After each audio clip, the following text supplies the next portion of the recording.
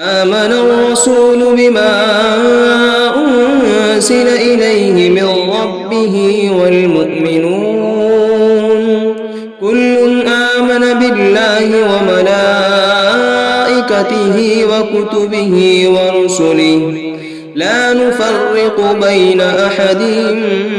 من رسله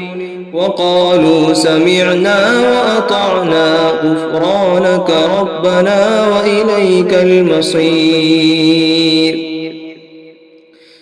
لا يكلف الله نفسا إلا وسعها لها ما كسبت وعليها ما اكتسبت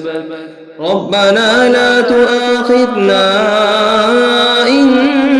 نسينا أو أخطأنا ربنا ولا تحمل علينا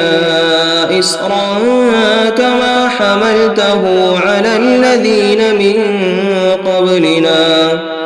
ربنا ولا تحملنا ما لا طاقة لنا به واعف عنا